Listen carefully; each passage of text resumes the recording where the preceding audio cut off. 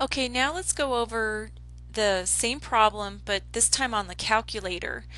The parts that I've sketched out still apply. In fact, I suggest always sketching the area in question before starting a problem. Okay, so for part A, we're asked to find the probability that the length of the fish is less than 7 inches. Okay, so sketching that curve, we have the area shaded from 7 to negative infinity. To get that corresponding area on your calculator rather than using the z-table, you're going to use your distribution menu, which is your second VARS key or your VARS key. It's under the same menu that you found the binomial distribution. Okay, so my second choice is the normal CDF. Now the format for the normal CDF is normal CDF, and in parentheses you put your lower bound first, comma, upper bound, comma, mu and sigma. Now for this first part, our lower bound is negative infinity, and we don't have a negative infinity key on our calculator. So to get around that, we're going to put in a really small number. So I'm going to put in negative 10,000 for my lower bound, and I do not want to put in a comma there. Now, one thing about the calculator is that it will default to standard normal. So if you are using the standard normal case, you do not have to put in mu and sigma. So it would default to normal CDF, lower bound, comma, upper bound, and then close parentheses. That is only for standard normal. But this first part, we don't have standard normal. We can go ahead and directly find that probability without standardizing. So I'm going to choose normal CDF. Okay, so the normal cumulative distribution function.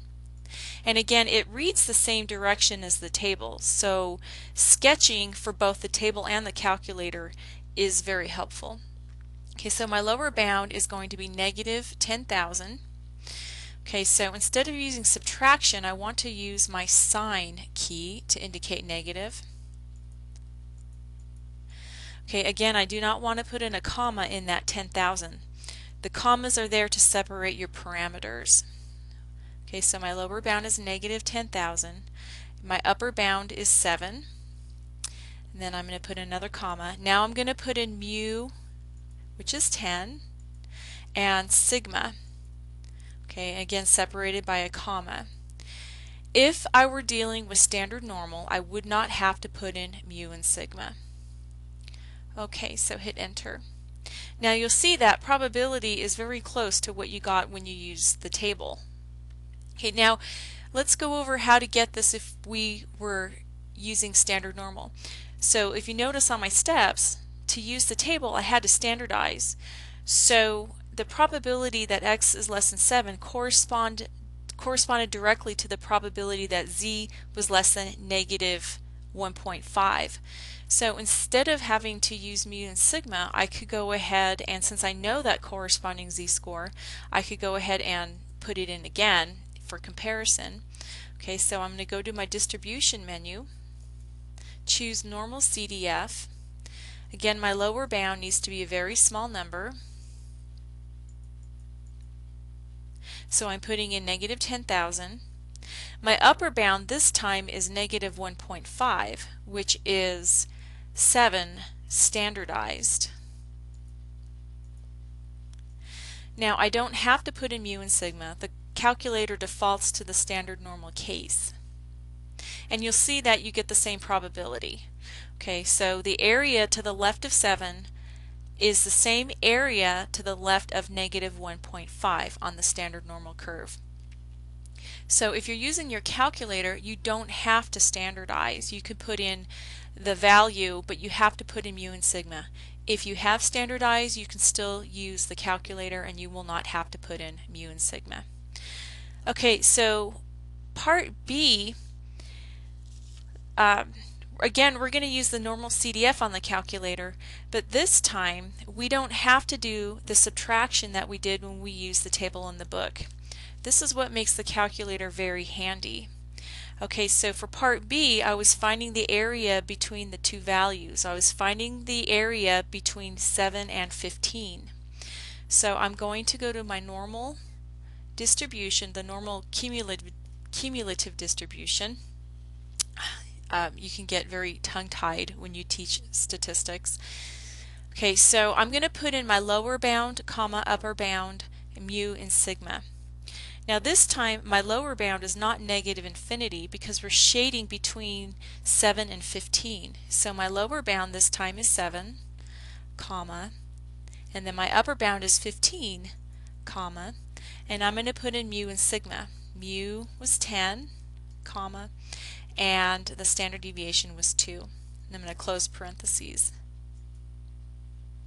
Okay, so you'll see that you get close to the same area that you found when you used the table, okay, but in fewer steps. Okay, so again, if you wanted to use those z-scores instead, you could. You would not have to put in mu and sigma. Okay, part C, I'm going to have to subtract from 1 just like I did when I used the table, because the cumulative distribution function in the calculator also reads from your value to negative infinity. So for part C, I'm going to put in 1 minus, okay, second Varsky, okay, normal CDF.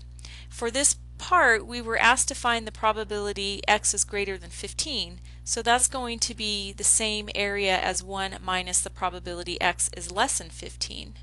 Okay, so I need to put in a lower bound of negative 10,000, or a really, really, really small number. It doesn't matter. My upper bound is 15. Okay, since I did not standardize, I have to put in mu and sigma.